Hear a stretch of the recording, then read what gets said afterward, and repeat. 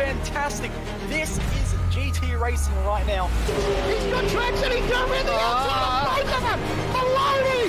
Oh, he's taken Anderson! Anderson's up to Oh my god! Big crash! Oh my goodness, half the field's going to get rolled! Second very close. These guys are want to make their way through the field very quickly. Oh, here we go! Oh no! That's massive! This is it! This is over! I can't believe this! Oh my god! God, what?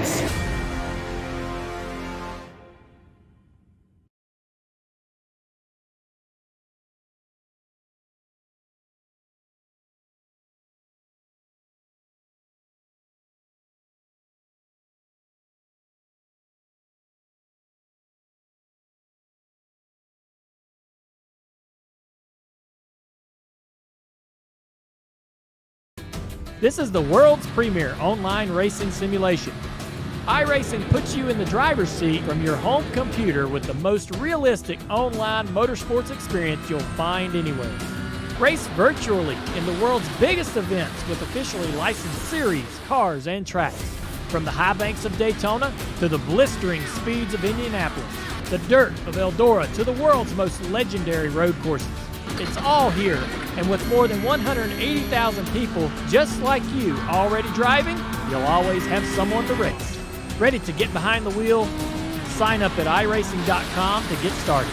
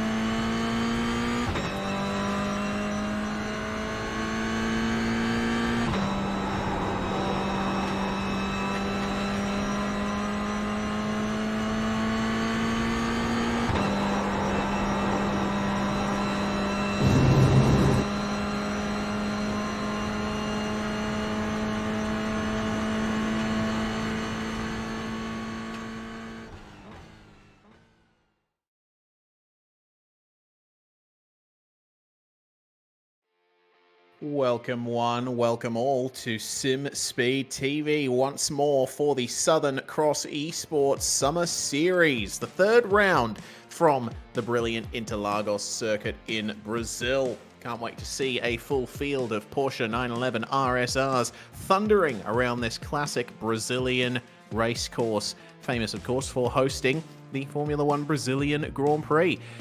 Pretty good championship situation as well for Gianni Lutsu at the moment, so we'll see what he can do to try and keep that lead he has. To bring it to you all live here on YouTube, Facebook, Twitch, and Twitter as well is myself, Reese Gardner, with Dan Yeaman alongside me and Jay Kennedy behind the scenes, handling everything and bringing you these live pictures. Well, Dan, Interlagos. Pretty fantastic track, and it's got quite a bit of history to it as well. The only Brazilian track on iRacing to date, but a brilliant representation of that country's motor racing scene. Sure is. Thank you for that there, Reese. As we zoom on down through the Google here to the Sao Paulo, Rio de Janeiro, just up to the northeast on the coastline, and Curitiba down southwest. But we'll focus on in here at the Autodromo José Carlos Pache, just outside of the city itself, as we then get right on down into the local area. And as you can see, still very much well in suburbia, as it were, here in Brazil, as we now take a look at the track itself proper. You can almost see just around the outside edge as well, Reese, of course, the original configuration for this circuit, which I believe was over 6 kilometers in length and a lot more high speed, but of course trimmed back and revised over the years with safety and just track length as well in mind. As a result, though, we're still left with one of the highest speed courses on the Formula One Grand Prix calendar, and with the up times being barely over a minute long in current machinery, it is certainly a joy to watch those kind of cars. But even here tonight with the RSRs, which will certainly, of course, be slower, should be looking at some really good racing all the way around this circuit. Yeah, it's a very rapid layout here at Interlagos. This layout was first put into use in 1991 when the Brazilian Grand Prix returned here. The Brazilian Grand Prix was initially held at Interlagos in the early 1970s. And, well, as you say, Dan, it's been bringing a lot of action since. And yeah, you look very closely, you can see just where the old circuit went. Either way, it's time now to check out how things stand in the championship. Johnny Lutzu with 360 points on the board after round 2 at Indianapolis.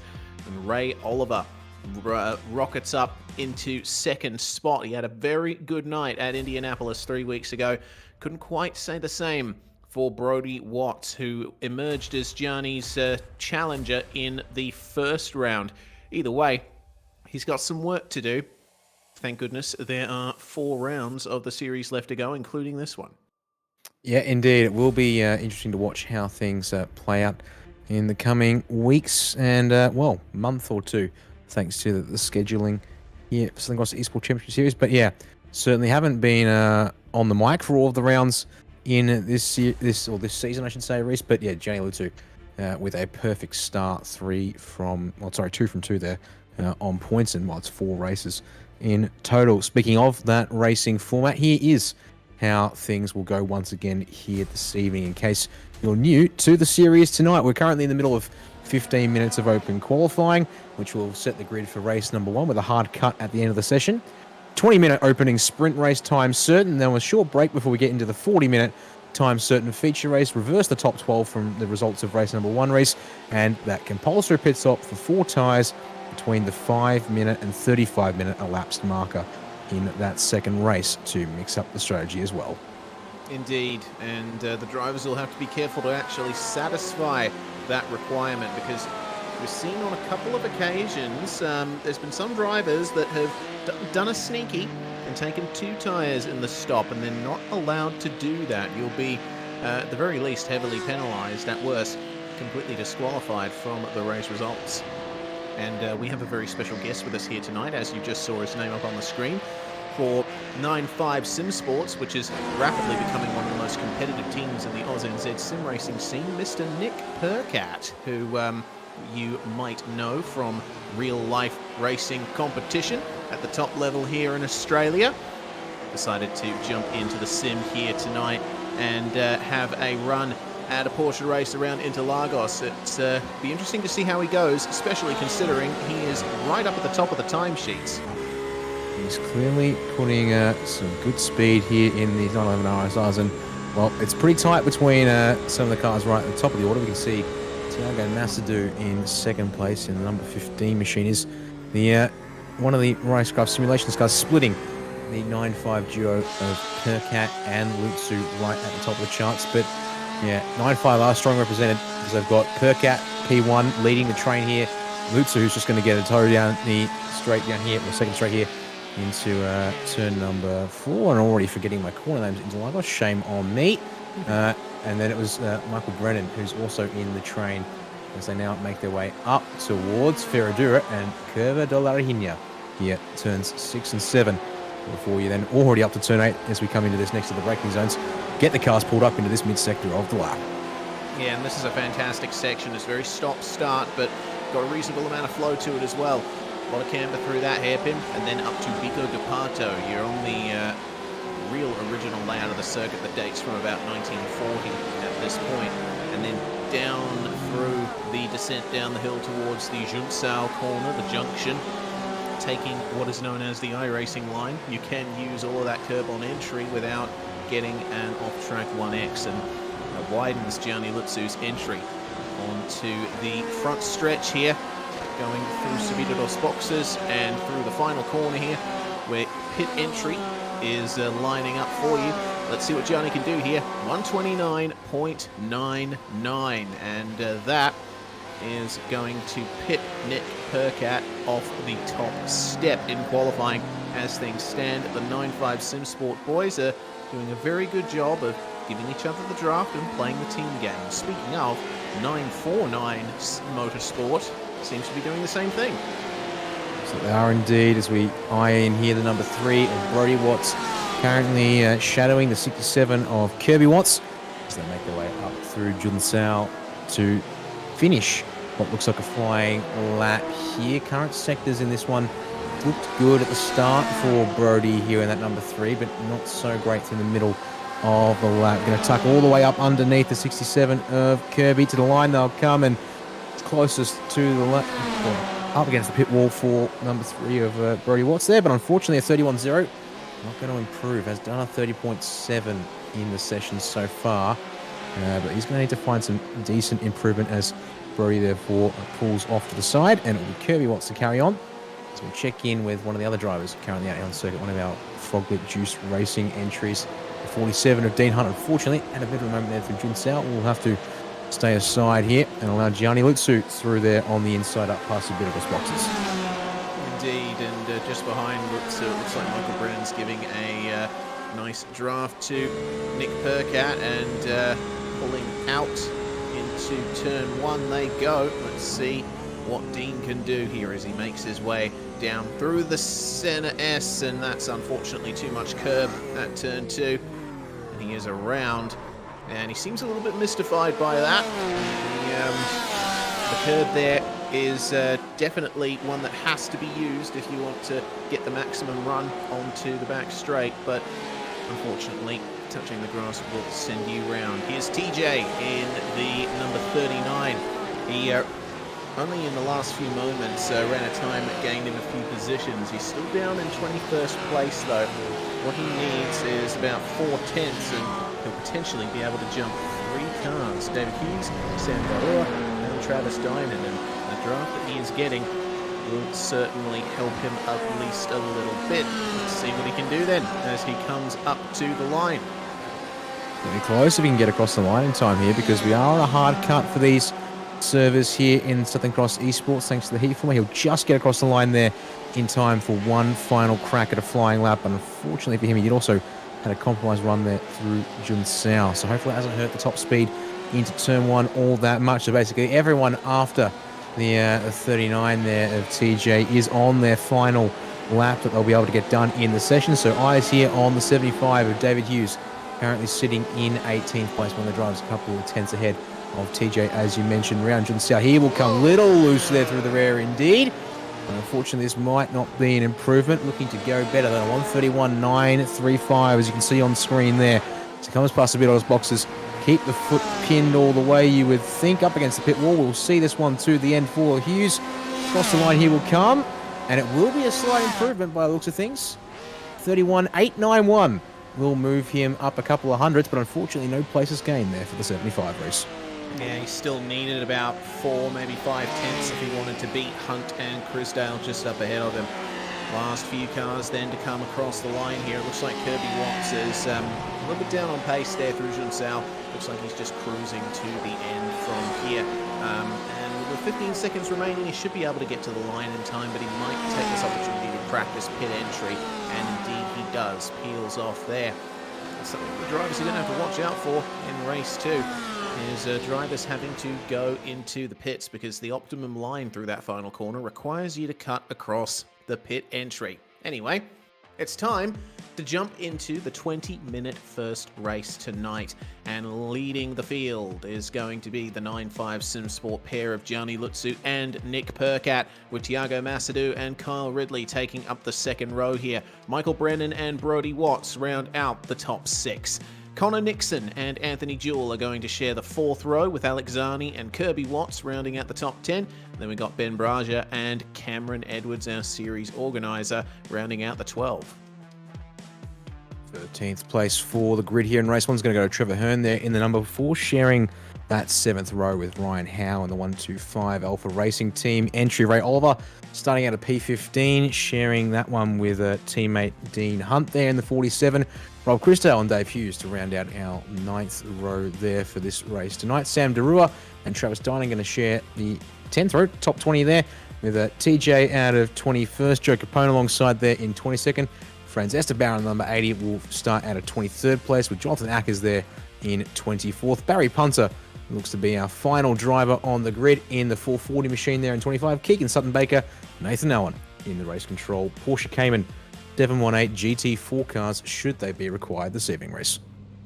Indeed, and you'll be able to see right here, Interlagos is one of the tracks on iRacing that allows for a short formation lap. Tracks like this, you have the option of gridding up at the actual grid around the start-finish line, or you can grid up partway around, and it means that you don't have to spend as much time pacing around before the race gets underway, and that's what the organisers here at Southern Cross ESports have decided to do here.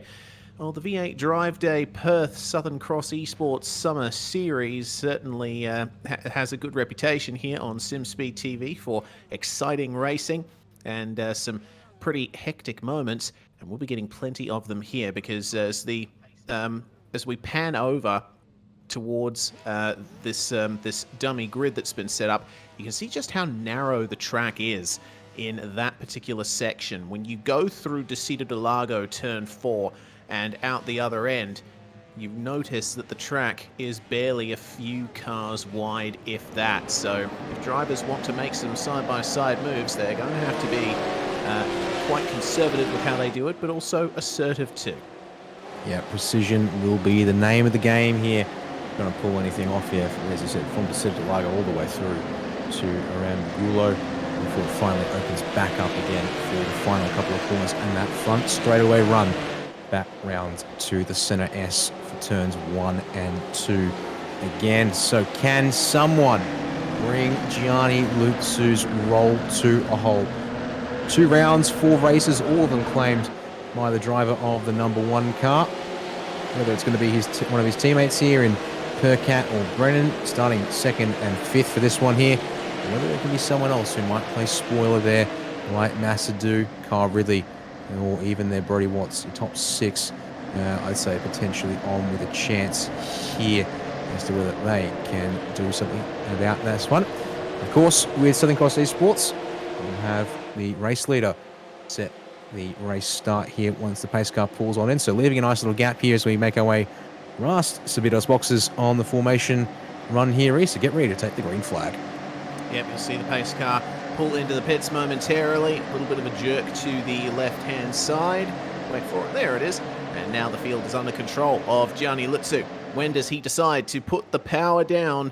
The green flag flies and we are away. That is an excellent start there by Gianni Lutsu. Percat falls into 2nd.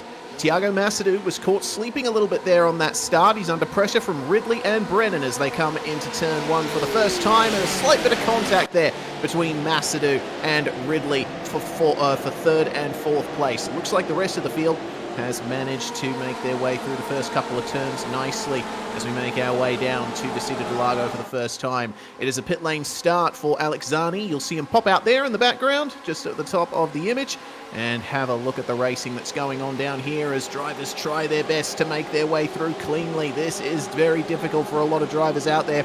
Looks like Cameron Edwards had a couple of issues as we focus on car number 5 here, Kyle Ridley, and that was way deep for Connor Nixon. He's going to lose that position to Brodie Watts, but that's a spin there for Kyle Ridley. He goes to the outside of the circuit, and it looks like the rear brakes were locked there. Dan, that is suboptimal at the very least. Yeah, it got loose in the rear and around it went, and it looks like he's gotten entangled with maybe one of his teammates there. It looks like Ray, no, pardon me, not Ray Oliver. Who is that there? Ahead of, it's Cameron Edwards, pardon me. There's 46, the number 6, pardon me. Yeah, Jazmat and Juice to sit on the back of the car. Which got me a bit caught because I was like, hang on a second. Juice, that's one of the Frog Leg guys, but indeed, looks like Cam Edwards actually. Oh, they're in trouble with a Ridley. No, pardon me, it's Ray Oliver going around there. In the background of Jun Sao, the number 8 machine, so Frog Leap juiced racing cars all over the house tonight here on lap number 1 of this opening race, and as a result, it is a 4-car breakaway with Tiago Massadou the exception to the 9.5 Sim Sports livery. Action is up the front here for 5th place. Brody Watts defending from Anthony Jewell through the center S. The crisscross through turn 2 for the number 9 will get the job done as trouble further on back for 23 of Travis Dyer in that turn 1. Hello, darling. Look at this battle. This is fantastic. Anthony Jewell trying to hold off all of these guys as they come down to Interlagos for the second time. Watts, Nixon, Hearn, and Braja all in this fight. And let's see if anyone can do anything on the way up to Ferradura. It was a big shame for Ray Oliver having that spin out of Jun Sao. Remember, he is second in the championship. He can't afford to lose too many points here tonight. He has got it all to play for here as Jewell locks up just a little bit there in the braking zone. He is really starting to hold these guys up now. Scrapping to the opening part of the lap and now scrapping through the mid part of the lap. These guys, if they want any chance of closing back down on that top 4, need to sort themselves out and agree to work together for the sake of everyone in this group. But it looks like it is all for one for all here, and P4 is as good as they'll accept at this point in the race if these two are anything to go by. Looks like the rest of the group just hanging on there through the end part of the mid sector. We'll see how they close up here with the slipstream. Fixed car setups, high downforce configurations for this series on the Porsche 911 RSR, which does mean, of course, the slipstream hole and a track like Interlagos is going to be quite strong here. As to the wall goes Jewell. Watts tries to hold him down, and they actually cross over. The cars there actually not quite observing the laws of physics on the way down in turn number 1. Jewell will hang on to the spot, and it was actually Watts' teammate Kirby Watts there trying to think about a crisscross for the optimum exit. Actually choked up the number 67 and puts Connor Nixon, who we're on board with there, on the tail of Kirby Watts. But Trevor Hearn also wants to make his mark around the outside here for Interlagos. But it looks like that's going to not work here as Nixon able to port up on the apex there in the 168 race. We'll hang on to that spot as we now flip through turn 5. Yeah, well done from those guys. A little bit of side-by-side action just about happening here as Nixon has to hold off Hearn around the outside once again, but Ferradura is with him and he's going to continue defending that as this fight continues. Oh, there we go, a bit of side-by-side again. That's Ben Braja trying to find his way around Hearn himself. Having a look further up, it looks like Tiago Massadou was putting Nick Percat under a lot of pressure for second place just a lap ago. He's fallen back a little bit and into the clutches of Michael Brennan, but keep an eye out for Tiago as long as he doesn't run too far over that curb. Yeah, it looks like there in that particular, you can see a good 3 car lengths back or so versus about 2 back to Brennan, but keeping just in touch, I'd say that he should be able to make sure he's getting a little bit of slipstream down here to turn. We can see on the timing tower the gap to the race leader closing down by a couple of tenths as Brennan a little dicey there on the brake, trying to force the issue as once again Jewell defending to the inside against Brody Watts there. Will we get the switchback? No. Watts trying to actually keep the pressure on around the outside of the center S. Doesn't make it work there through turn 2, so they stay as they were through turn number 3 onto the Retta Raposta here once again. We can then check further on back here to some of the fighting just outside the top 10. That was TJ there, who's actually currently running in 16th place, trailing David Hughes. And here's what I was saying, Reece. You look now, coming off of the Interlagos, Massadou looking a little bit more control and composed. Percat having dropped back into his clutches here since we last checked in only half a lap ago. Oh, and a little bit of a lock up there, though, for Tiago, and that's going to allow Brennan alongside him, but Brennan with the outside line, not as much rubber there, so he's not able to complete the move, and that's just given Nick Percat a little bit more breathing room. The big problem there for Tiago was that he got on the brakes a bit too late, and he was turning a little bit too much because he had to try and make the right-hander. That has cost him a lot there. He is depending on Nick Percat making a mistake at this point. At this point, all the mistakes are belonging to Massadou. Yeah, literally, just as I'm saying, he'd made up good ground in the opening half of that lap there. Lo and behold, the front lock comes on right there into turn number 8 and undoes the work that he had done previously. So certainly now under a big rush, you can see feeling it and not afraid to show the defensive line into turn one. Can Brennan get to the outside? He's on the outside, but can't get alongside to force the issue the first part of the center S. So they will stay third and fourth as they then sweep around the curve of the Sol. Just in behind this next group of cars, which are staying around stable, lapping currently about 3 or 4 tenths slower. As there we go, a little bit on there between TJ and Alex Zani here. This is over 16th place on the road at the moment. Here's Zani, though, having made good progress, getting himself up to 17th place, having started from the pit lane, as you pointed out, to start this one off, Reese. And looking to the inside here at the Interlagos, but he's not there indeed. And TJ able to just hang on with the racing line through there. Is up further again. Brody Watts looking to the outside, round the sweeping corners of Ferradura, and the curve of La Reina still doesn't have it quite done yet here, Reese. Yeah, not quite. And this once again has backed up the entire pack behind. We see Connor Nixon still keeping Trevor Hearn behind him, and Cameron Edwards has managed to latch on to the back of this train. And Edwards is still around the spot where he started. Kyle Ridley, though, just up ahead of him. Remember, Kyle started in 4th. Oh, dear. It looks like a bit of an issue there with the number 47 of Dean Hunt and David Hughes together there. Let's see what happened to David Hughes. It was a big problem. And it looks like Hunt made a mistake here as well. Watch him here. Just got on the throttle a bit too early and understeered out of the corner. You don't usually see that in this GTE machinery, but that's what ended up happening. And then looks like just running wide to give some room there was Mr. Hughes. Either way, we return to live pictures, and a bit of a lock-up there for TJ as Alexani now is trying to make himself a factor in this. Nice straight exit out of the center S, but a bit better drive from David Hughes through Curva do Sol. And we look further up ahead as well to Ryan Howe and Kyle Ridley. Ridley goes way wide. That's the Verstappen line out there. Goodness me. Unfortunately, hasn't allowed him to keep any positions. It's going to allow Cameron Edwards alongside, and Edwards will take the position into Ferradura. Yeah, job done easily enough there for both Howe and Edwards. That crucially brings Cam, number 6 machine, up into that all-important position, number 12.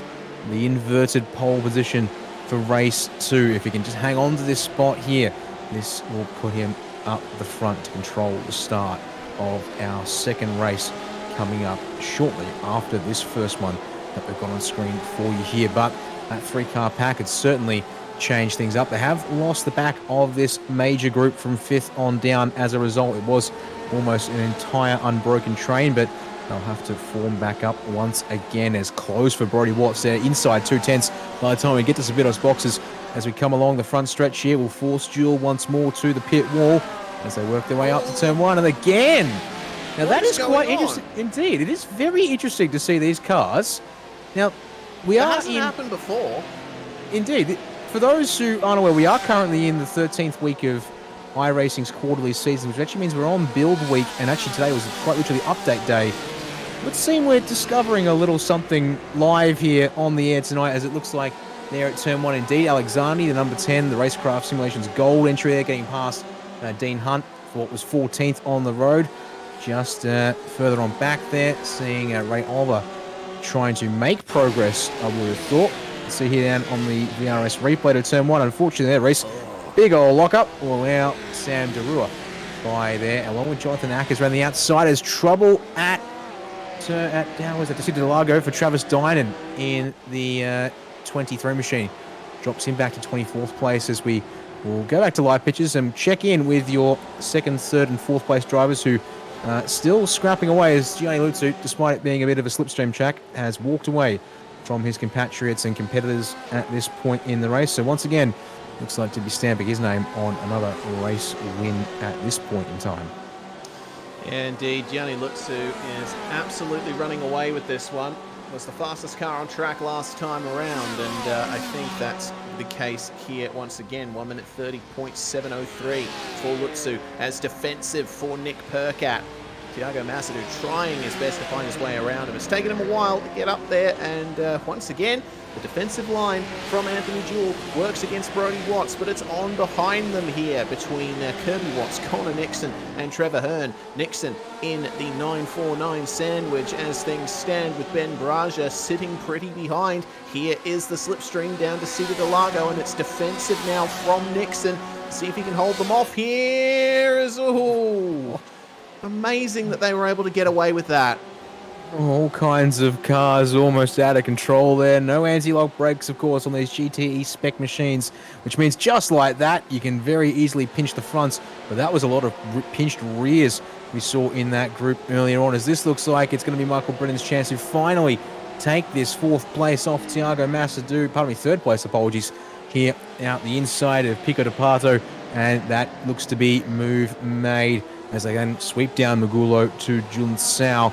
But Massadou wants to keep the pressure on here rather than wait for a chance at turn 1. Looks for the apex there.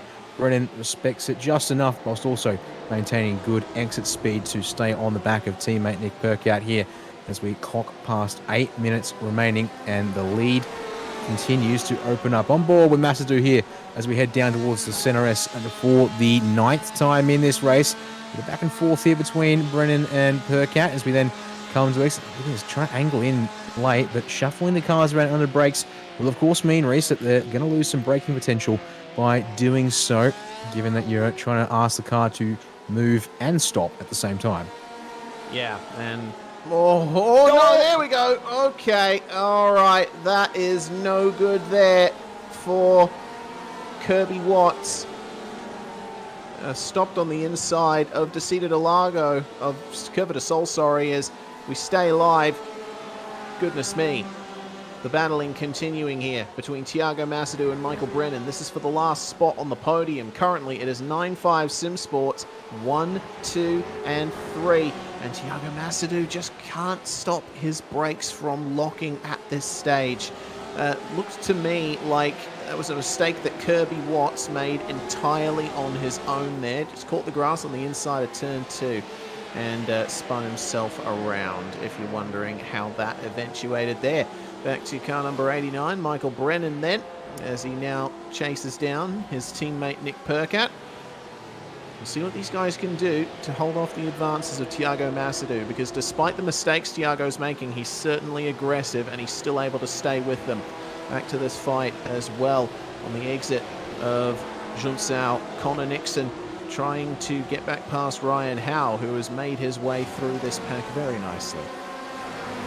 Yeah, all the scrapping between our 949 motorsport drivers, well, both of the Watts drivers there in particular, as Nixon forced to the outside for the turn 1 of the center S, and will not be able to make the move stick there. So we'll try and flick back for turn 2, but not able to get a crisscross going on there either. So all about then running around Curva de Sol here and setting up for the run down the Radar Aposta, but also being mindful there of Ben Brea in the 58, who's looking, goes to the inside early, is trying to get there on the brakes, and in fact forces Nixon to open the door mighty wide there indeed from the 168, who will yield the spot at Interlagos there. Back down to 10th place now for the 168 machine, but only temporarily. Reese going to look for the inside here at Ferradura, try and go too wide up the hill to turn 8. Not going to work though, because of the elevation change going uphill there. And unfortunately that means that, Howe! He just made a mistake in front of them there. Looked like a little bit too deep into the left-hander, and that means that Ben draws alongside him into Bica de Pato, and here's the crisscross. He's going to have the outside though, coming down the hill towards Junsao. And it looks like Howe will be able to retake the racing line here, but he'll be vulnerable to the slipstream from Ben Brea and Connor Nixon, with Cameron Edwards sitting right behind them here. What's going to happen down to turn 1? It's a better drive out of the corner from Ben Brea here. And across the line they will come. We've only got a little bit left in this race here. Not much time for the drivers to sort themselves out. It's a double draft almost there for Connor Nixon, but he's boxed in. He can't make any moves. Oh, hello. Oh, three wide. And that is unfortunate there for Nixon. Loses quite a bit of time as a result of that. And Ryan Howe and Ben Braja somehow making that work too. Yeah, I will admit that was a little comical to watch. Not because of the driving standards or anything, but yeah, looks like iRacing has introduced something a little interesting this season update for the Porsche 911 RSRs, because we don't see that all that often, and we're going to see it some more here up the hill between number 9 of Anthony Jules, still trying to get past Brody Watts, the inside at turn 8 here, locked tyres all round it seems, and then looking for the inside to Pinarino here, but no, that's not going to work, so they'll start single file in this bunch. But yeah, well, that wasn't quite what I was expecting from the 2023 Season 1 update, Reese, with all the fun new content such as the BMW M Hybrid LMDH specification vehicle, the Toyota GR86 as a new free car to add to the content, as wide there for Brody Watts off of Jun Sao. We'll see if this allows Jules to make a run up the hill to turn 1 once again. Yeah, we shall see indeed. Let's see then. Through Subidos boxes they go. The battling is still going on between Ben Breyer and Ryan Howe. Behind them as well as to the outside, Anthony Jewell on the racing line, hard on the brakes. Brody Watts manages to keep him behind. Have a look at this. This is fantastic stuff. It's a slightly better drive off the corner from Anthony Jewell. He's going to try and move out to try and get the move done. They go side by side. The tighter exit for Brody Watts meant that he wasn't quite able to get the drive he needed, but he keeps the inside, and diving into the open gap was Trevor Hearn to try and get that done too. Still scrapping up and down the field. Connor Nixon now trying to fight here with Kyle Ridley for 11th and 12th here on the road, and Ridley needs to be careful here because he currently holds that reverse grid pole at the moment, but he's got Alexani for company. It's Nixon wide through turn 7 here. Larahinia, and Alexani will take full advantage. That dumps the 168 outside the invert 12. Keeps Ridley actually in place because Alexani gets 2 for 1 in that moment there. And it's still on here for 5th place. Watts, Jewell and Hearn working their way out of Bico de Pardo down to Magulo. And it looks like this time around, Brody Watts clearing off now. He's not going to be under any pressure, and all down to Trevor Hearn and see what he can do here. Up the hill to turn number 1 as your race leader just crossed the start-finish line. We've got 2 laps still to go in this one here, given the time still left on the clock, Race. Yep, indeed. 1.5 minutes remain, and Gianni Lutsu has just exited Curva do Sol, which means there's going to be another lap in this race after this one. And defensive from Anthony Jewell. Oh, locks up on the way into turn 1 as well. That's going to give a big advantage now to Trevor Hearn, who manages to get a great drive out of turn 2. Hug the inside, take the shorter line. What can you do? It's defensive from Anthony Jewell. He's not going to allow him through here. And Jewell's going to stick right to the inside. Trevor Hearn has no choice but to dive into that open space around the outside. He's going to try and keep him there. They almost bang wheels on the way through to Cedar del Lago. This is fantastic racing, and the best is yet to come, I think, with the final lap being next time around. Yeah, indeed. Small error for Ben Breyer up behind this group, I should say, through Ferradura and Trevor Lahina. Loud cam Emirates through at turn 8, but he locks up, fires way too deep. That allows Breyer and Alexani back on through now. So this is now 9, 10, 11, 12 all together on the road. Kyle Ridley holds that reverse grid pole still for the time being, but these guys here throwing everything at it with 2 to go. 1.5 to go, not even that now for this bunch. As your race leader, 6 seconds clear, will take the white flag by his lonesome down into the center S for the final time in the first race here tonight, as one more lap for Trevor Hearn to have a crack here at Anthony Jewell. Brody Watts still in the picture, but looks to be far enough ahead that it will need to be an unforced error from the number 3 to change up the 5th place here. Looks like it's all about who comes home in 6th. As further on back, it's Zani and Breyer side by side at turn 1. Indeed. Oh dear. Into the corner they go. And Breyer's going to stay ahead, but Zani gets the better drive out. Oh dear. Looks like Nick Percat has lost a spot here. He has lost 2nd place to Michael Brennan as they make their way out of Desida del Lago. Now, what on earth happened there? It looks like Nick Percat might have actually gotten a slowdown. He is pulled over and just let Michael Brennan by. That's interesting. I don't see any trace of him going off track. Either way, that is a swap there for 2nd and 3rd between the 9-5 SimSport boys. The fighting is going to continue here, though, between Anthony Jewell and Trevor Hearn, who are almost bumper to bumper on the way into the hairpins. Oh, showing the nose is Trevor Hearn, trying to unsettle Anthony Jewell, but it just doesn't work. Goodness me.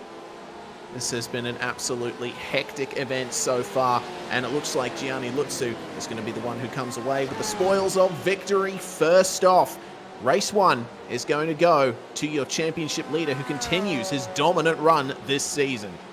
5 perfect races to start things off, and maybe that's what we're seeing here, Reese, with the 89 Michael Brennan being a championship competitor full season.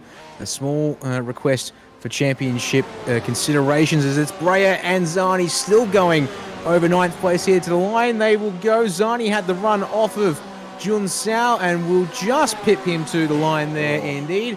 Ridley comes home in 11th, and Cameron Edwards has actually slipped back in behind to 12th. So that will give the number 6 back that provisional pole position for race number 2 here.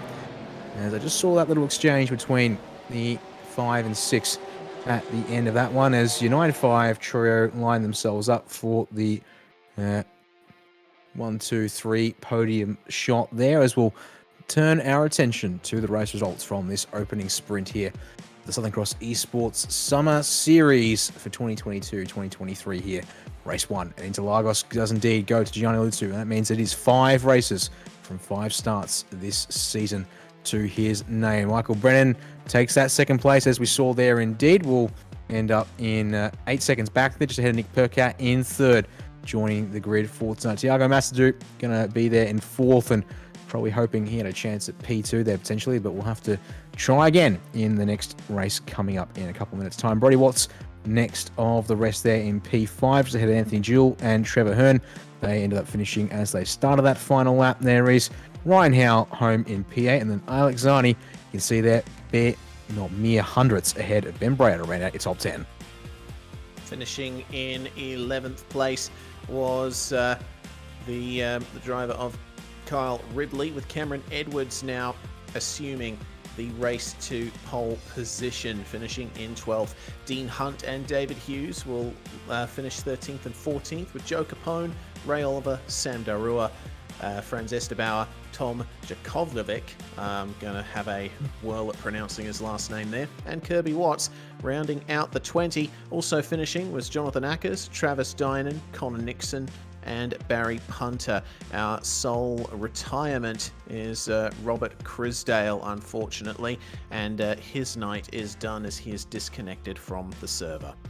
Well, we are in the warm-up for the 2nd race now, which means it's a good time for everyone to catch their breath, and for us here at SimSpeed TV to thank the sponsors of this series. First off, V8 Drive Day Perth, Perth's greatest driving experience, offering rides and hot laps in specially prepared V8 race cars around Perth's Wanneroo Raceway. You can be the passenger or the driver in the closest thing you can get to what Australia's best do every weekend. Visit them and book your session at v8driveday.com.au. Over at Word of Mouth Signs, Pip Allen works to provide the best in signs and graphics, doing everything from vinyl wraps for cars, vans, premises, and much more to laser engraving and graphic design. There is no job too small. Head over to wordofmouthsigns.com.au or call on 0400 551 555. VRace Experience is Perth's best full-motion simulator experience, located in the heart of Osborne Park. They use Motum simulators, professional hardware, and class-leading virtual reality goggles so you can race like a pro and get fully immersed. I've been there in person, and trust me, that is all 100% true. To find out more, go to vrace.com.au. Speaking of Motum simulation, their unique patented True Motion technology delivers 6 degrees of freedom in a fully immersive VR environment. They deliver simulation solutions across Australia and internationally, working with many leading brands. To learn more about them, head to motumsimulation.com. Liquimoly has also come on board for this season of the Summer Series, a global automotive brand made in Germany. You know Liquimoly, they're a world-renowned manufacturer of premium quality lubricants, motor oils, additives, vehicle care products, chemical repair tools, service products, glues and sealants. Anything you could need for any vehicle, Liquimoly offers it at any good automotive supplier. To learn more, go to liquimoly.com.au.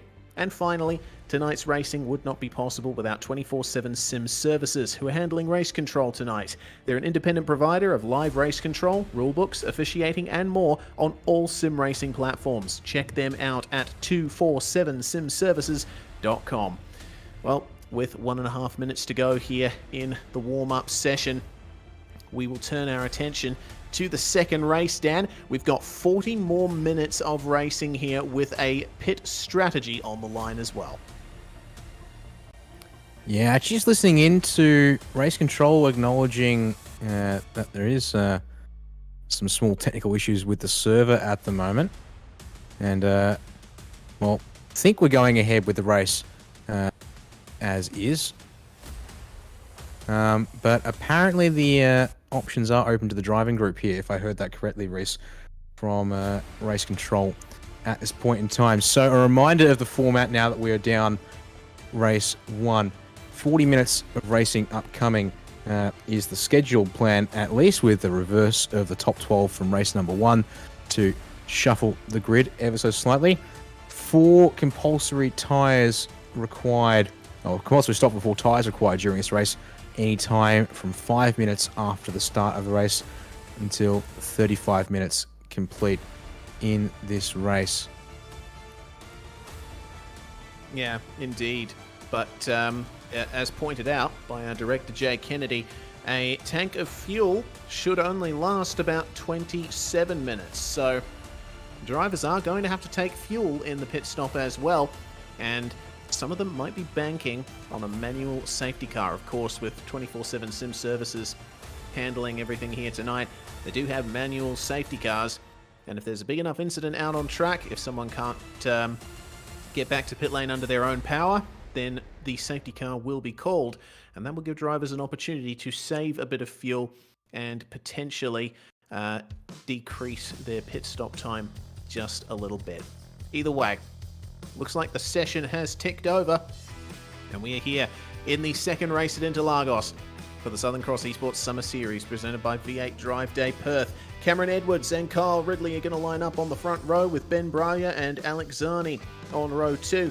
Row 3 is going to be Ryan Howe and Trevor Hearn. Starting in 7th and 8th, we are going to have Anthony Jewell and Brody Watts, with Tiago Massadou and Nick Percat rounding out the top 10 here, and Michael Brennan and Gianni Lutsu, your top 2 from last race. Inverted will start 11th and 12th. Then we got Dean Hunt and David Hughes on row 7, with Joe Capone and Ray Oliver on row 8, Sam Darua and Franz Estabauer 17th and 18th.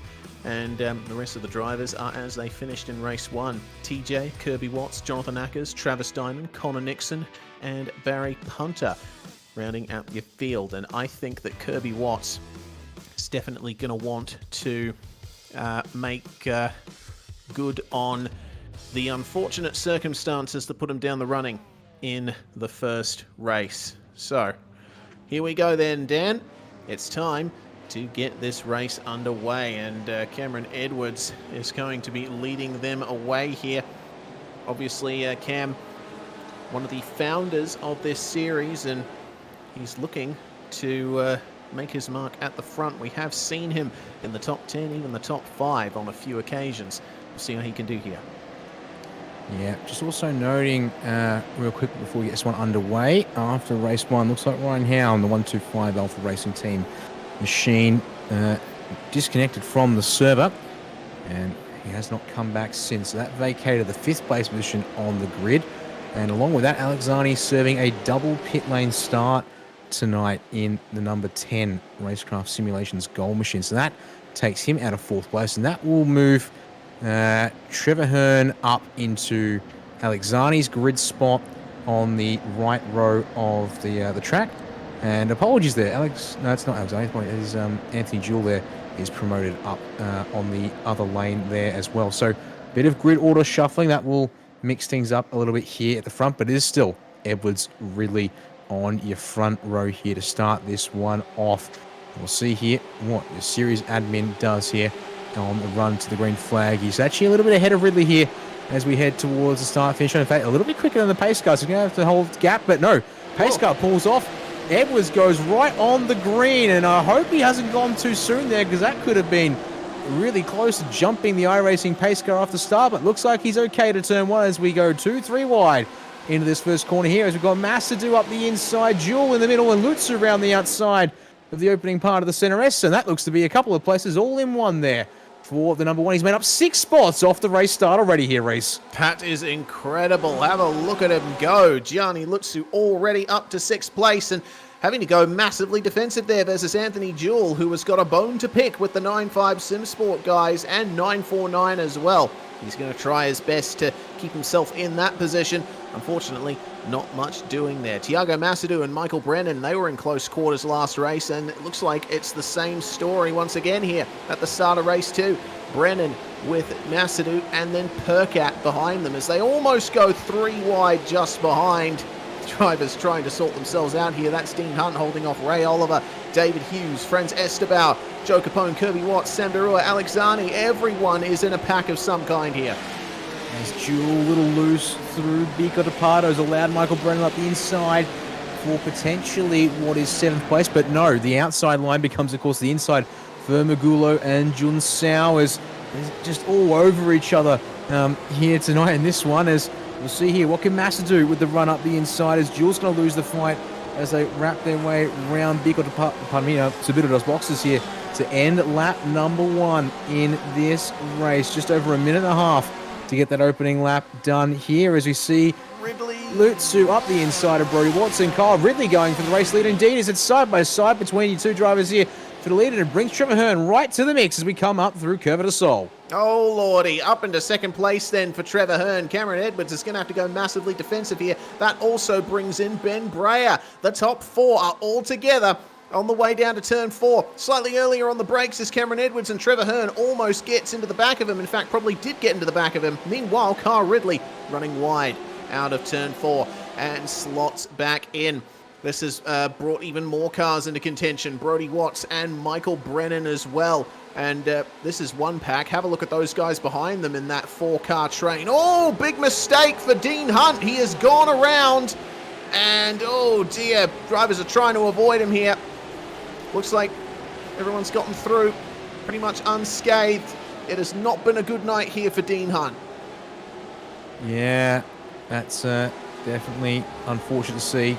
Thankfully, everyone able to avoid him there without any further calamity. As look at this, Gianni Lutzu already up into 3rd place, dispatching of Carl Ridley and Ben Breyer on that last lap, and in prime position and with a nice run off of Jun Sao, could easily be in a spot here to take 2nd place away by the time we get down to the Center S here. Trevor Hearn will be his next target here in that number 4 for the 949 Motorsport crew, but he's trying to size up the race leader Cameron Edwards. To the inside will come Lutzu. The dive from the inside at turn 1 will actually see all drivers negotiate that one with some care and respect, and as a result, it will be Hearn to lose out on the outside to both Lutzu and Carl Ridley and potentially Michael Brennan as we head down Curva de Sol once again.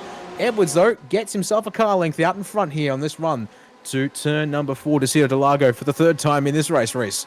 Wow, the 9.5 guys are on a different level, aren't they? Look at how far they have managed to advance. Gianni Lutzu has not even completed 3 laps here, and he is looking at the race lead by the end of the lap potentially. We'll have to wait and see how much he looks over his shoulder here to try and hold back Kyle Ridley. He'll probably try and push Ridley back into his teammates here as the pack just continues to compress here into these slow corners. Brennan, Hearn, Breyer, Watts and Percat all in this fight. They are starting to leave Tiago Masadu behind, who's starting to come under some pressure from Anthony Jewell. Percat to the inside gets a really good view of that side-by-side between Breyer and Watts as they make their way down through Magulo. And into Jun Sao they come. A little bit of space left for Brody Watts there by Bren Breyer, who gets a fantastic run out of the junction corner. But now the slipstream is on for Nick Percat. Will he be able to make his way past these guys down the front stretch? They're losing time to the drivers up ahead of him. Lutzu, you can see, is making a move there on Cameron Edwards at the bottom of frame. What will Nick Percat do? He's going to leave it nice and early here and let these two sort themselves out up ahead of him. Ben, though, with a tight line, and Percat sees the gap on the inside and says, "Thank you very much, mate. I'm through." And it looks like Thiago Massadou was thinking the same thing. Edwards and Lutzu, meanwhile, look at that. Edwards hanging on for dear life, it feels like, at the front of this field. The outside to Interlagos often doesn't work in many cars, but it looks like Gianni Lutzu says to heck with physics as we expect. Will make the car stick around the outside of turn 4, and Michael Brennan will follow through on the way here into Ferradura and Curva de la Reina. Cameron Edwards has got nothing for those two, it seems, as they make their way into turn 8. Does show the nose on the way into the corner, but doesn't get up the inside. So 2 back to the race lead in all of 3.5 laps for the number 1 driver. And now teammate playing rear gunner as well. I wouldn't be too surprised if they make a move. As big dive from Nick Percat is going to get up the inside of Brody Watts there for 6th place at Bico de Pardo here on lap number 4 as well, Reese. Oh, goodness me. Well, it is a long single file line from 2nd on back here.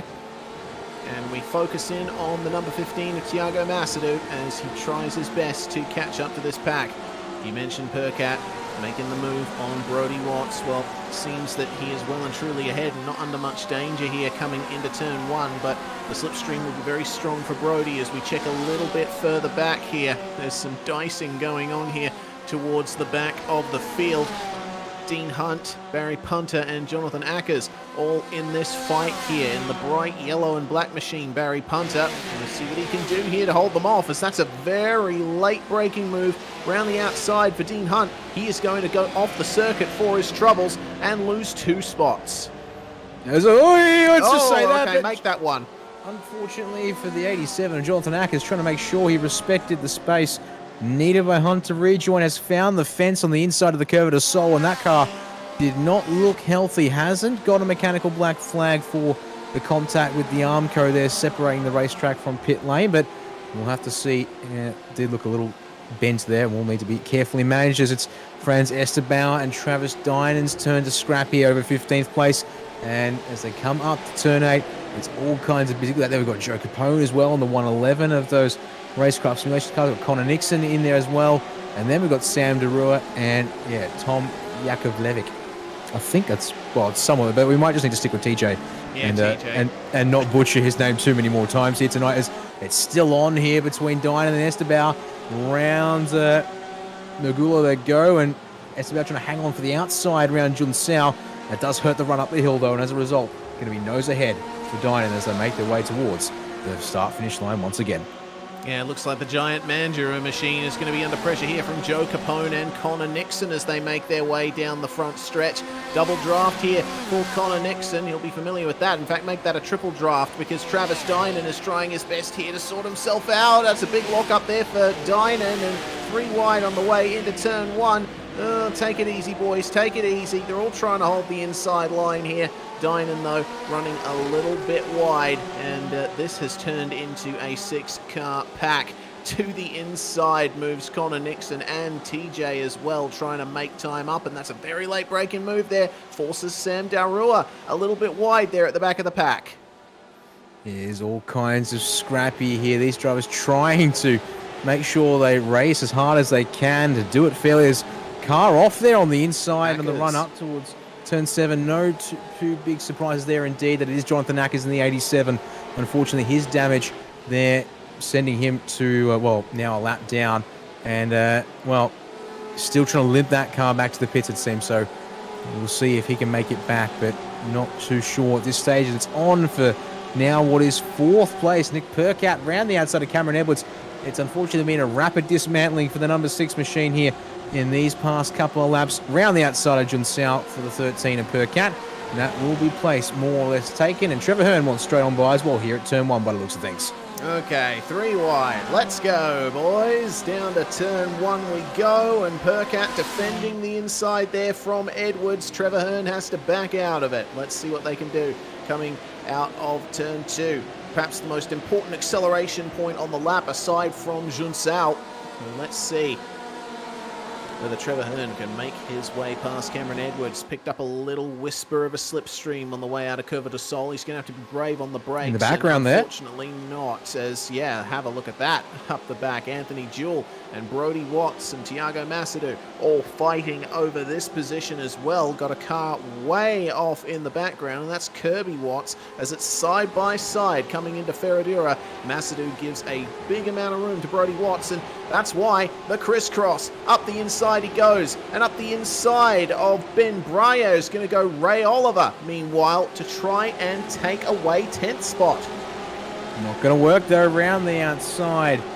Turn number 8 there at Pinarino, turn 9, apologies.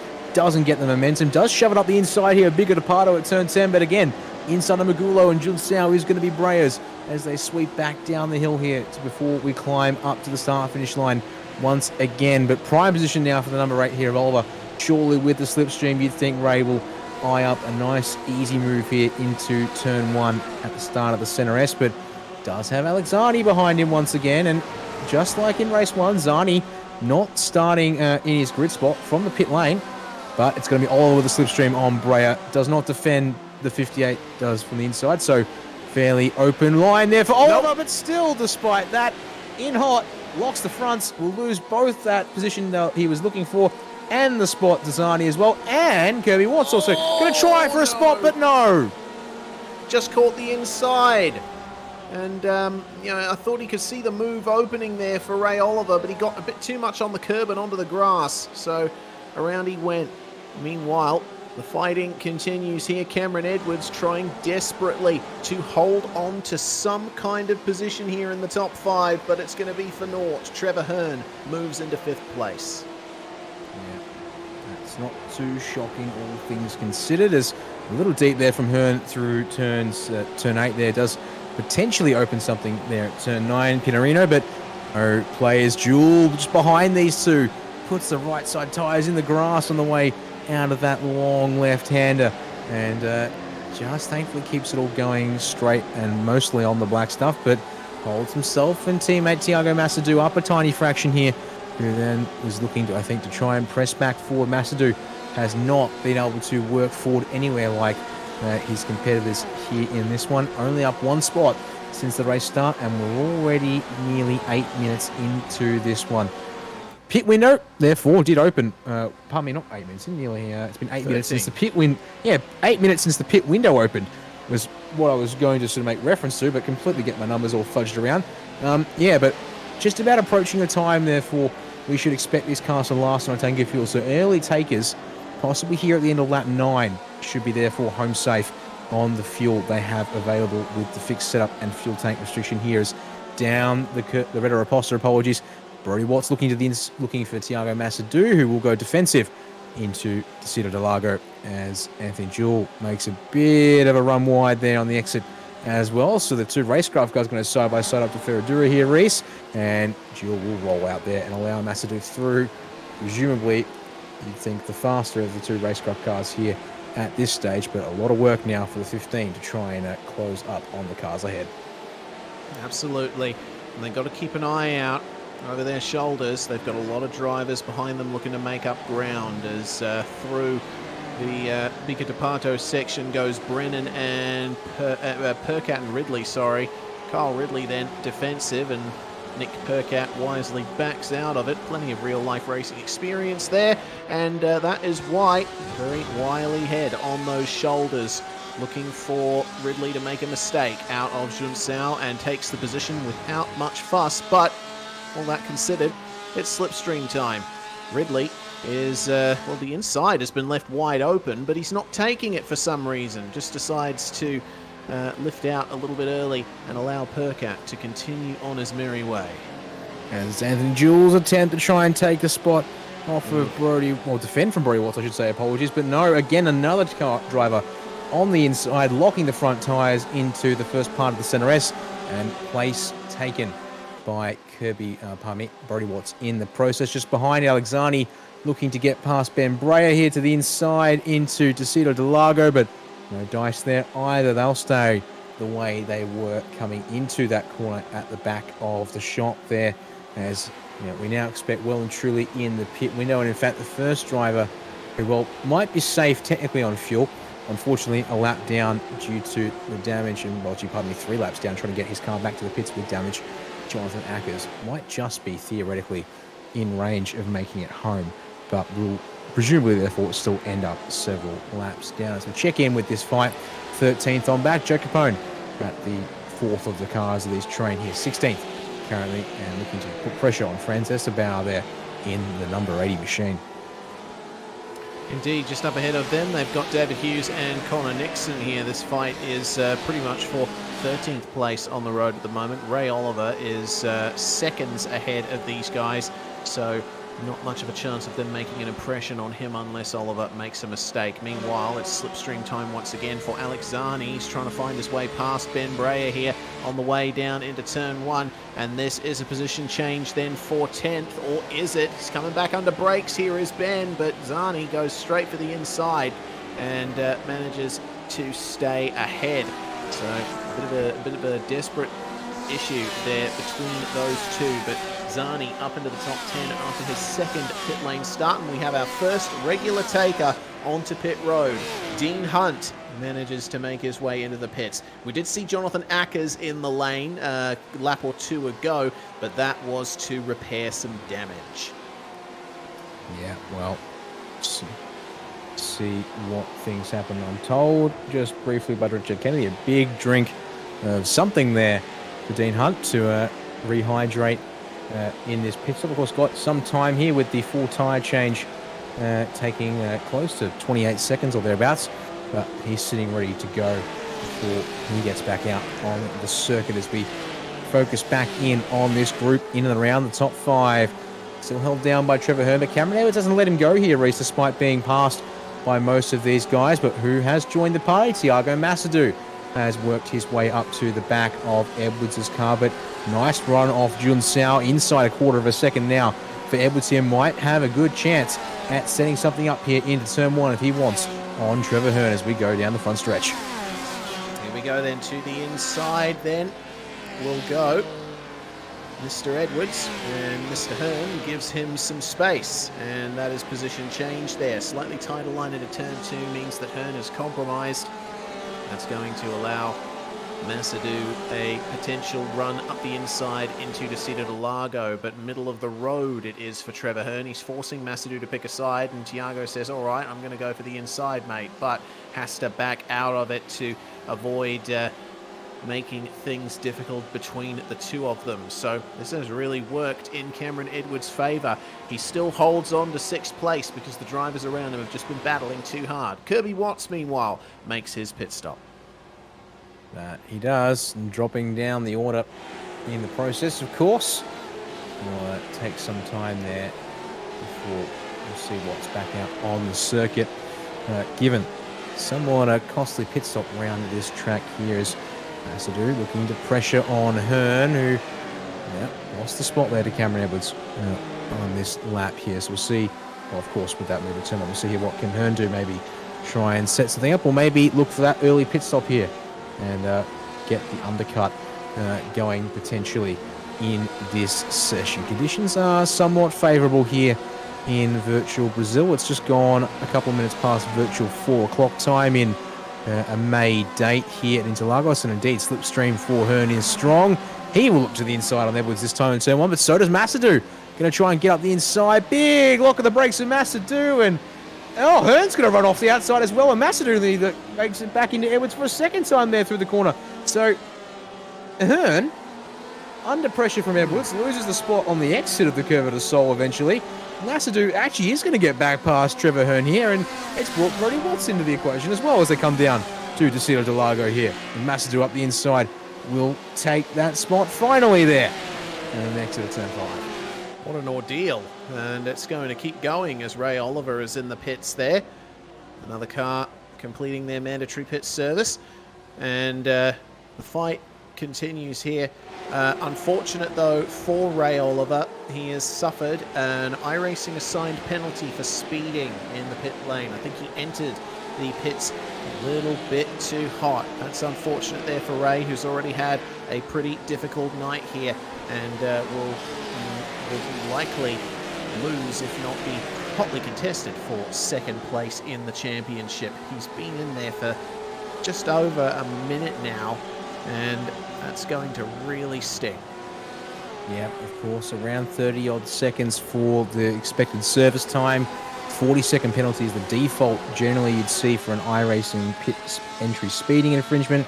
As we see here, Anthony Jewell backs off early. Sign there to Alexani that Jewell will go to the pits. Nope, it's just going to be a case of two drivers here from Racecraft Simulations going to make sure they work together there for minimum fuss and allow Zani through nice and easy before turn one and get on the back of that group of four that we were just checking in with. There's a little wobble for Trevor Hearn on the exit of the center S. They're going to spoil the run onto Retta Raposta here, and it's Brody Watts potentially looking at a spot, but no, teammates as well will make sure nothing awry happens there. As Ray Oliver out of the pits now, 1 lap down as a result of the penalty there. So unfortunately for him, that has been extremely costly to say the least, Reece. Yeah, he's going to have to rely on a safety car in order to even get back in contention for a lead lap finish at this stage. That's a real shame. But the fighting will not stop out here on track. Cameron Edwards, amazingly, still holding on to a good position, well within the top 10. But he's got an ever-increasing chain of cars behind him. Massadou, Hearn, Watts, and then you've got Zani, Jewell, and Breyer behind them as well. And it doesn't look like it's over between Breyer and Jewell here. Can Ben pick up the slipstream through Subida dos Boxes? Got a slightly better drive out of Junsao and went for a bit of a tighter line on the way up to Subida dos Boxes as well.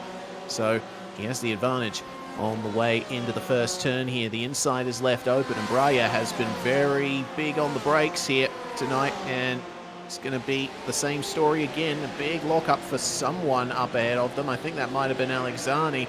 Either way, that's Breyer making the move very nicely, though there was a bit of a late defense there from Anthony Jewell, and they are slightly compromised, the both of them, but less compromised is Jewell. He's going to try up the inside into Descida de Lago, just enough space given, but oh goodness me, that's a big lock up there for Anthony Jewell. I think contact might have been involved in that. Yeah, meanwhile, the driver that did potentially cause, or at the very least, benefit from what happened up ahead, Tiago Massadou gets past Cam Edwards into 5th place. A pair of drivers there in David Hughes and Joe Capone, both sailing 6 miles wide of the preferred racing line off of Descida de Lago there. Will take well and truly an iRacing off track for their troubles in the process. But, well, I guess if you've been conservative up until this point, you can maybe get away with a little bit of that. Meanwhile, Gianni Lutsu once again just eking out margin lap after lap. Nearly 8/10 faster on that last lap compared to Michael Brennan. At the same time, it may even be a case of just allowing Lutsu to build a buffer, because it wasn't that much quicker than everyone else in qualifying. It was a couple of tenths, sure, but 8/10 of a second, that really says a lot, as it looks like all of the race car drivers, indeed, top 3. No, pardon me, Brennan, Percat, Carl Ridley, Ben Breyer have come to the pits. Gianni Lutsu going to stay out at the front of the field, but it promotes that fight we were looking at, which was for 5th, is now for 2nd as they sweep around the curve of the Sol. But Tiago Massadou has broken away since getting to the front of the group here, Reece. That he has. Now that he's in some clear air, he's gradually working his way forward. And I think given that he's staying out, we'll be seeing these guys commit to a late pit stop. Speaking of pit stops, the timer is ticking. It looks like Michael Brennan's the first of them to get going in the pit lane, and he's already out of pit lane. Nick Percat with exactly the same pit stop time as that side-by-side on the way into the nice descending downhill hairpin. Alex Zani and Trevor Hearn sorting themselves out just a little bit there. So Brennan has come out, leader of the cars that have pitted. Nick Percat is 2 seconds or so behind him. And then we've got Kyle Ridley up behind them as well. Ridley's done quite well to hold on to these positions. Yep, they've spaced out a bit, though, in this pit cycle, as Gianni Lutsu will respond to everyone else taking a pit stop, and he too will get the compulsory service out of the way here with 15.5 minutes on the board, and the rest of the driving group starting to come on down here. This might be a case of, are we seeing the drivers here at their fuel tank cap? 16 laps of racing done here, because indeed everyone from the top 8 who hasn't pitted, we'll see here, has anyone said, no, a couple more drivers will stay out, so not quite at the tank limit yet. Franz Esteban will take the race lead for at least a lap here. Should he stay out long enough here to be scored as a leader once he goes back across the line at the end of this 17th lap here tonight, as that leaves Joe Capone, Sam Darua, David Hughes, Travis Dynan, and then that is everyone to have stayed out and not pitted yet. With the exception of Barry Punter, as off the pit lane comes Gianni Lutzu. Teammate Michael Brennan swinging around the centre S. Lutzu already up ahead, about to exit out of Curve de Sol on that pit entry. And as a result, nice healthy margin, but a bit more conservative on the pit stop there with the fuel, it seems. Has lost him a couple of seconds of time in the process. Indeed it has, but that shouldn't hurt Gianni too much. He's been far and away the class of the field here tonight, as he has been at pretty much every race so far this season. Here's the battle for second on track then. Capone, Darua and Hughes. These guys will be fighting for around 15th, 16th place sort of area once they make their way into the pits and get their mandatory service done. That is very wide there from Sam Darua, but manages to get it back online in time. Now, will these guys go into the pits altogether? I would think that one of them would elect to stay out if the other two pit. Speaking of, Franz Esteban coming into the pit lane there. He will likely officially lead a lap. No, he won't. It looks like it's going to be Sam Darua who is going to lead a lap here.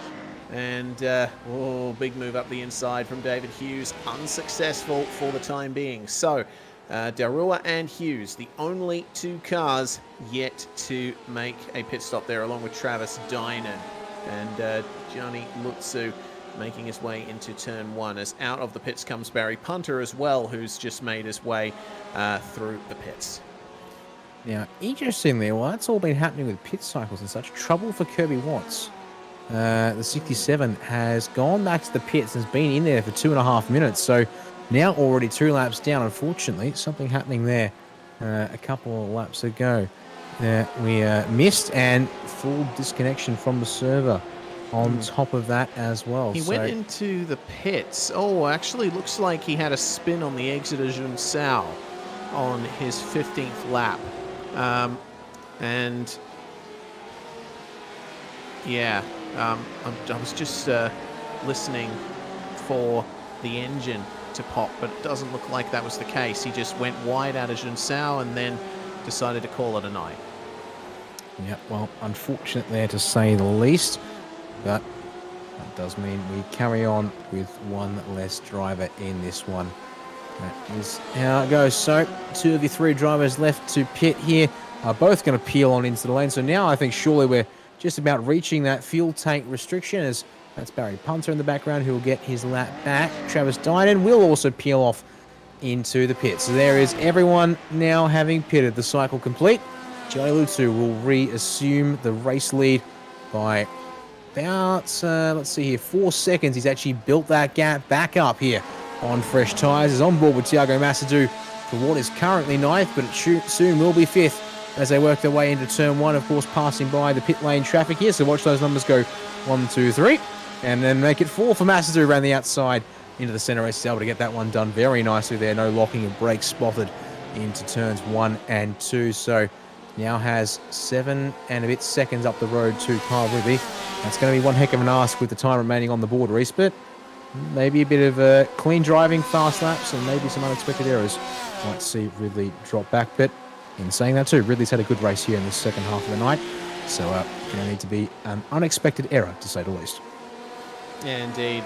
Looks like there's going to be about 5 laps remaining from here, and Massadou would have to take 1.5 seconds a lap out of Kyle Ridley.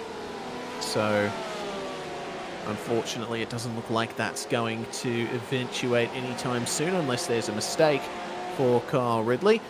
Either way, Now, Cameron Edwards is in the thick of a battle once again, and he's got Brodie Watts for very close company. And Brodie has been gradually working his way back up here. It hasn't been the best night for Brodie.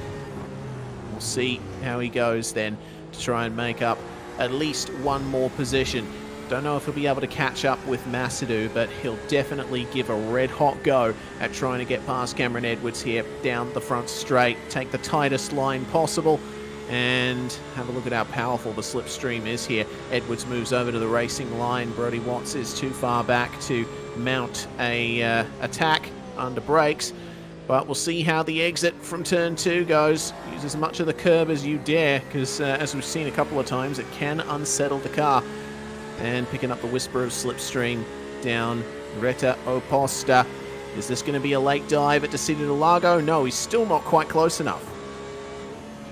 Yeah. In saying that, the slips did not look awfully strong there for Brodie Watts on that run up the front straight away there. So a bit interesting as to how that's... high downforce configurations should be punching a solid hole in the air for any cars behind. But, you know... I don't obviously want to harp on about it because it's not a great look, all things considered, but maybe some of these issues we're seeing with the cars tonight also affecting the way they actually are interacting with each other aerodynamically as well as physically here on the circuit. I would have thought, yeah, that the Edwards' car would be punching a nice big hole there for Hearn, or what, sorry, to push on into, but there really wasn't much of a gain there along the front straight in that particular instance, it seemed. Yeah, that's the way it seemed. Let's have a look then at how this is going to work for these guys down the front stretch. A proper two-pronged attack now with Trevor Hearn making up a bit of time here. And Watts still not quite close enough to Edwards, but the momentum of the slipstream will be with him. There's just a car length between them. And we've seen moves being made from quite a ways back, but for drivers who seem as closely matched as Edwards and Watts are at the moment, it doesn't look like that would be a good idea. Either way, Reta Oposta once again, and we enter the final 8 minutes of this race. Oh, bit of a slide for Cameron Edwards on the way into Descida del Lago. It's going to give a slight advantage here to Brodie Watts, who's going to have to switch to the outside, the wide line into Ferradura. Edwards is narrow. Will Watts be able to come back at him here on the throttle? No, not going to happen. And Trevor Hearn isn't being much help either, running wide there behind his 949 teammate. These two are now getting properly held up behind Cameron Edwards, it seems, and emerging in the background is Alec Zani, who is excuse me, in 9th place at the moment. And really, I got to wonder if Alec didn't start from the pits in both races, where would he be now? Certainly closer to the front of the field, especially the way he carved up the field in the opening race to get inside the top 12 and therefore actually book a really strong opening start spot towards the front of that one. It is a real case of you wish you'd seen it, as this time it looks like the slipstream is a little bit more effective for Brodie Watts. We'll have to go round the long way at turn 1 here with the defense from Cam Edwards, who does cover the inside, and Trevor Hearn arrives on the scene, and I feel like that just prevented Watts from making any move round the with a switch over there through turn 2, and then has a big wobble on the exit of 2 to boot. Trevor Hearn now on his gearbox as they run down the Reta Oposta to try and catch back up to Edwards here, and looks like Brodie there not willing to play catch-up while we play teammate and allow him through. Trevor Hearn's going to have to do it the hard way, and now got Alexani arriving on the scene thanks to that small slow up there on the exit of turn 2 as they get up through turns 6 and 7 nose to tail. And Brodie Watts back on the bumper of Edwards, and now Hearn having to think defensively to boot. Indeed. Meanwhile, Cameron Edwards is just sitting here at the front of this train going, yes, guys, keep fighting, please. This is really benefiting me. Slightly defensive, though, and was that a lock up there from Hearn or Zani? I'm not quite sure. But either way, now it's time to think about the slipstream once more. Exit of Junsao. Take a bit of the curb, and oh no. That is Travis Dynan stopped at the pit exit, but not in the actual pit lane exit itself. Something has gone very wrong from here in the opening corners of this lap, and that'll explain it. Oof. And so. Okay. Oh, and then pop. Okay. So all kinds of interesting there. He has been given permission to tow back to the pit lane, so that clears that issue there. There we go. It's still on again. Edwards leads Watts, leads Hearn, leads Zani. Round turns 1, 2, and 3. You can see there Hearn at the back of third in the group there, I should say, using all of the exit curb on the run down the Red Raposta. Edwards defending the inside of Interlagos, but it's going to be Brody Watts trying to swing around the outside, but no grip out there for him tonight, unlike what we saw from earlier. And same for Trevor Hearn, allows Alexander up the inside through turn 5 as well. So a place is made, but it's not by either of the 949 Motorsport cars there. Yeah, well, 949 not having a great time here in the dying minutes of race 2 at Interlagos. One of them ending up losing that position there to Alex Zani, who is on an absolute charge here in the dying stages of the race. And if we want to talk tyres, well, there's not really much point, because these guys all pitted at roughly the same time. Their tyres are the exact same age. So let's see who has been able to look after those tyres the best on the way down to turn 1 one more time. Edwards right to the inside. He's going to protect once more here from Brody Watts. Will Brody pull out of the slipstream and go for the move? He will. He's on the racing line, but he's just not able to get onto the brakes any later than he possibly can. A little better this time, though, through the second part of the Center S and the Curva de Sol. But Alexani is right there as well. Edwards immediately defends, covering off that inside line. Watts will go to the outside. Zani has to switch back in behind Edwards, but there is no way for 3 wide. And then once again, for a 949 Motorsport car, up a bit high on the outside of Interlagos, but this time Zani doesn't get the move stuck, sealed. He's going to have to try something here. I'm seeing a bit of a wheel work from Dean Hunt, which I think unfortunately implies a bit of drama out on track for the 47, but we need to keep our eyes on this. As you can see here, up into turn 8, all kinds of defensive driving here from Brody Watts to hang on to this spot ahead of Alexani, and they do resolve itself single file. By the time we get to Pinarino, everyone back onto the racing line, it would seem. But once again, 949 driver trying the outside of Interlagos, almost getting hung out to dry and losing a spot in the process from the car behind.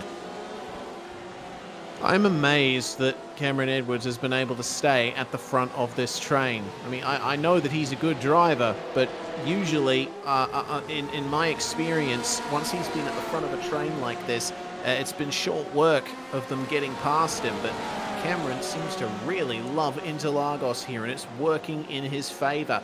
Alexani is taking up Ben Brayer's mental, taking up Brody Watts's mental space. Sorry, getting my names confused here in the dying minutes. Fatigue is setting in. Let's see what the exit of turn 2 is like now. Again, Zani seems to be the superior one here. Here we go. Trying to get the run on Edwards. They are getting slipstream down the Red Raposta, and again Edwards is defending the inside, actually able to move over a fraction 2 to open up his entry, and this time Trevor Hearn forces the issue on Alexani at the back of the group, and place retaken by the number 4 machine, getting up the inside of Zani, I'm pretty sure, but to the outside will try the number 10 through Ferradura and Curva. Unfortunately for him, that's not going to work. Tries to switch back to the inside for turn 8, and he does pressure Hearn there in the that corner there, but not able to get anywhere decisively enough to make a move stick. As we check back in with your race lead, once again has pulled an 8-second margin on his 9.5 SimSport teammates. The timer is such that he will see the white flag here to make this one a 26-lap race, and all by his lonesome once again is Gianni Luzzu as he negotiates turn 1 for the final time. We, though, will stay with this battle pack, who are scrapping over 6th place. It is on for second potentially between the 9.5 duo, but I think they'll stay as they are for the championship's sake of Michael Brennan. But these boys, they're going for every single point they can, and this time Brody Watts to the outside early on Cam Edwards-Reese, but again not able to outbrake him, and so Edwards will hold the inside, but can he get enough of a run through turns 2 and 3 to set something up here down the Red Raposta?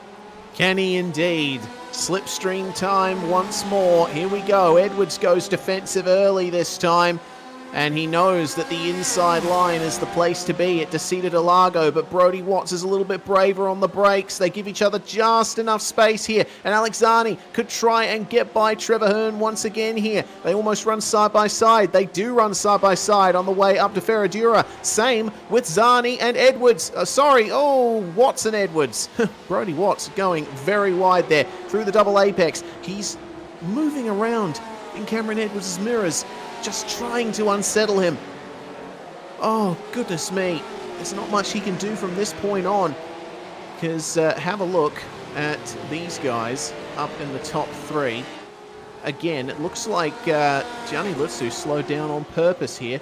It's going to be a 1-2-3 formation finish here for 9-5 Sim Sports. And Gianni Lutsu is going to make it 6 from 6. Now, how's that for a team photo? Very let's get well back done, to Edwards guys. and Watts. Let's get back to them. Let's get back to them indeed, because they are side by side. And have a look at Hearn and Zani behind as well. Oh, goodness. They are all compressed together on the way down to the start-finish line. Edwards will hold on. Yeah, Edwards is going to hold on, but oh, goodness. Zani beats Hearn. Yeah, Zani beats Hearn, but only by a little bit. Oh, goodness. That was less than a tenth of a second. 18 thousandths. And that's 18 thousandths between Brodie Watts and Alexani. 55 thousandths back to Trevor Hearn. So how's that for some margins there to the line with that pack, as your 9-5 Sim Sports trio, and indeed Gianni Lutsu backing it right off in the middle part at the final lap to allow for some posturing there across the line, as they'll do a little bit of extra work here on the in-lap to celebrate that one some more. But it's time for us to walk through the results of that one there. So what was realistically an 8-second gap for Lutsu ahead of Brennan and Percat does get nullified there at the end for that one. But you can see another 6 seconds back from Percat to Kyle Ridley in 4th place. And then Tiago Massadou does close down the margin quite nicely there in the final couple of minutes. Race only down to about 1.4 seconds from where Ridley was earlier on. So some really good pace out of the 15 car. Just a case of what could have been perhaps there. And that group that we were tracking in the final minutes, Edwards from Watts, and then Alexani just getting by Trevor Hearn and almost getting by Watts for good measure as well. Anthony Jewell, unfortunately not able to stay with that group, will drop back and round out the top 10 here tonight in the feature. Absolutely. Finishing in 11th place after starting from 23rd, Connor Nixon. Well done, mate. That's a great advance through the field.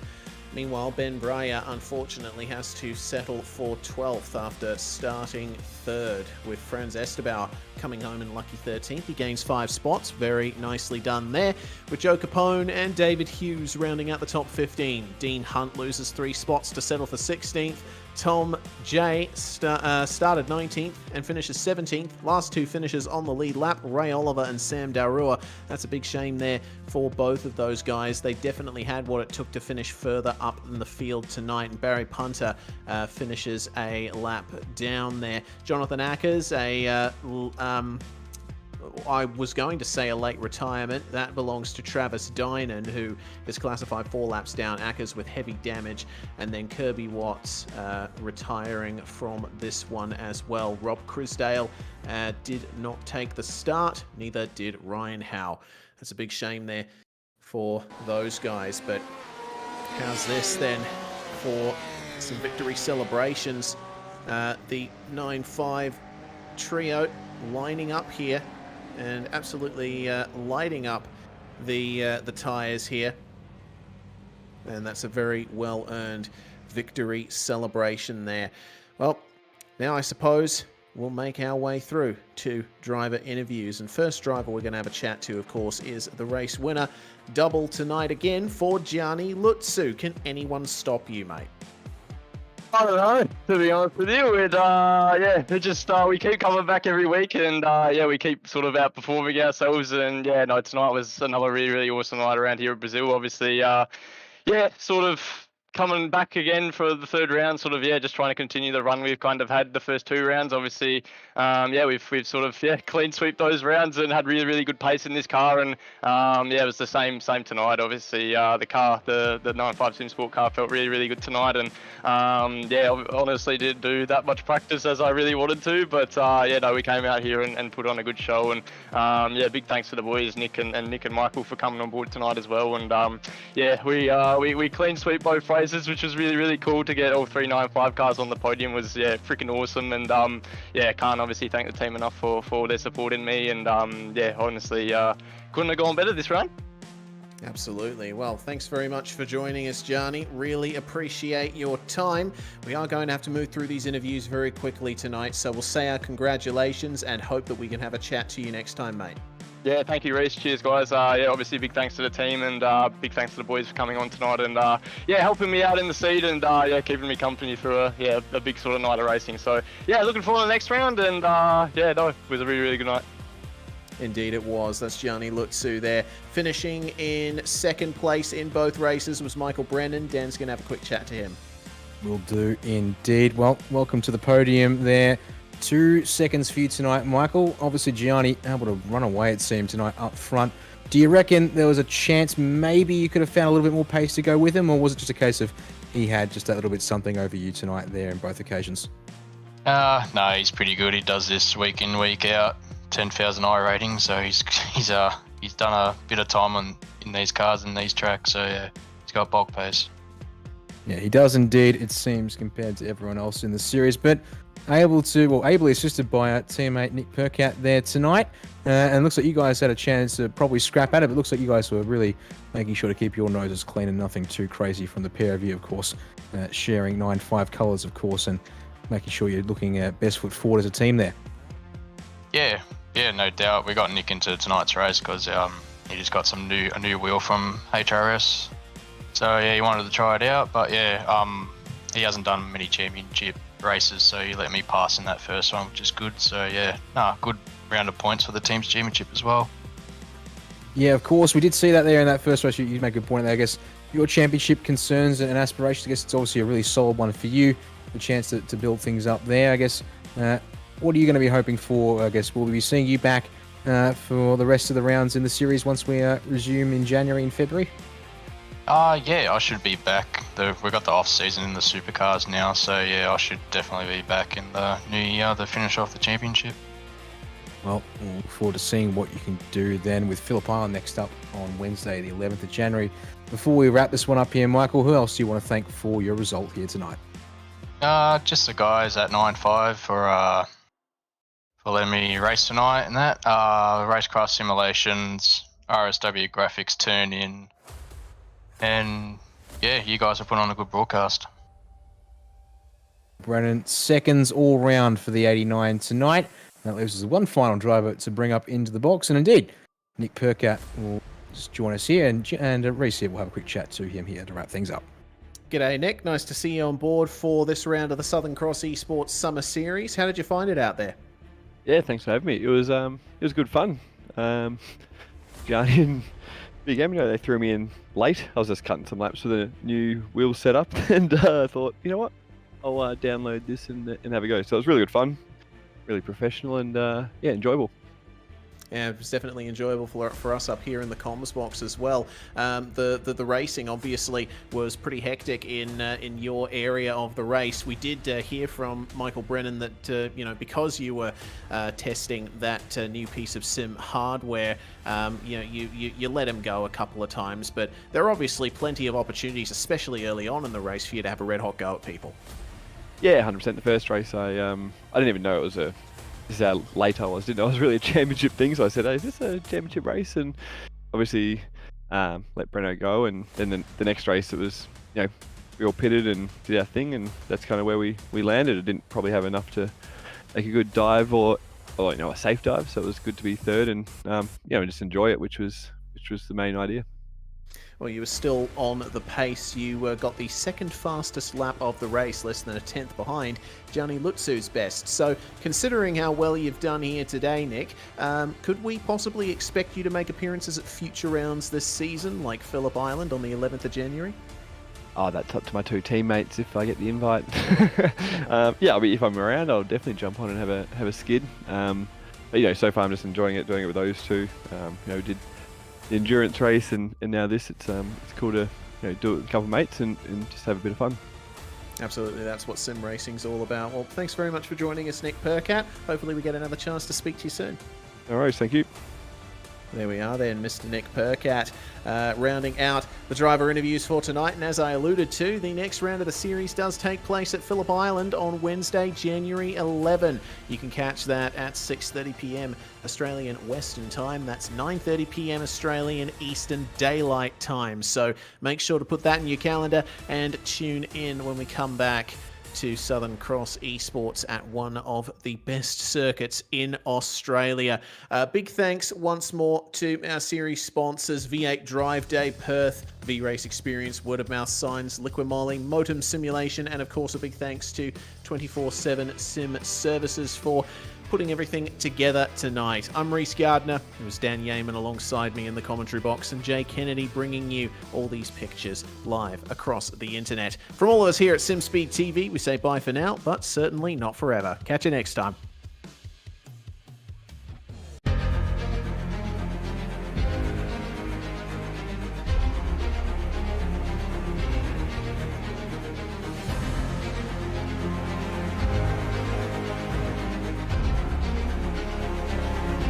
Fantastic. This is GT racing right now. He's got traction. He's got rid of the outside of both of them. Maloney. Oh, he's taken Anderson. Anderson's up top. Oh my God. Oh, big crash. Oh my goodness. Half the field's going to get rolled. Second very close. These guys are going to want to make their way through the field very quickly. Oh, here we go. Oh, no. That's massive. This is it. This is over. I can't believe this. Oh, my God. God, what?